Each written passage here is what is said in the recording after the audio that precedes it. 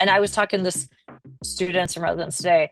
I asked them, do you know a single person not taking loans? And not one of them could name a single person. Dr. Francesca Turner is an OBGYN at Broadlands Medical Center who oversees obstetrics rotations for medical students from Des Moines University and the University of Iowa every month. She's worried for students, worried they'll have overwhelming debt that's going to come with the Trump administration's student loan caps on federal borrowing that could force students into riskier, higher interest private loans that have to be paid back fast. These kids are coming out with 400,000 in debt, but then when you start accruing interest the second you take out a loan and they're compounding quarterly, I mean, these kids are going to come out with $1 million that they're going to be paying. It becomes unsurmountable. People aren't going to go into medical school. We already have a doctor shortage. Greta Van Dyke graduated from De Pere High School in Wisconsin in May and has just started classes at the University of Iowa with hopes of going to med school after that.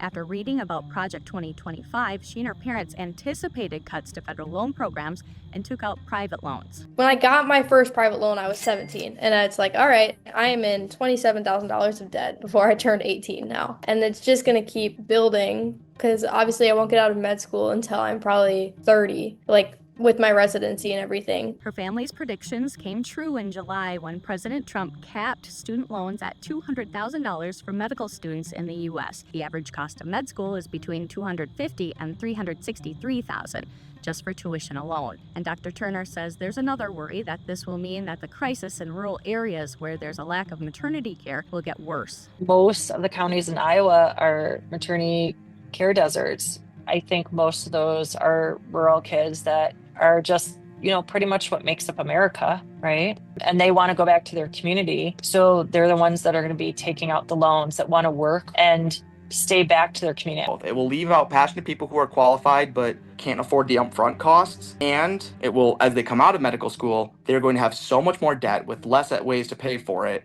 And, physician burnout, physician access is already a huge deal. It's just going to decimate the healthcare field. Will it be like the end of healthcare as we know it? I don't know. I think that's a bold claim to make, but man, it's not going to be good. But all the students in the middle class, lower middle class, and lower class, it screws all of us over, every single one. And I think it's ridiculous and disgusting that a government that's supposed to be working for the people seems to be working against so many of us.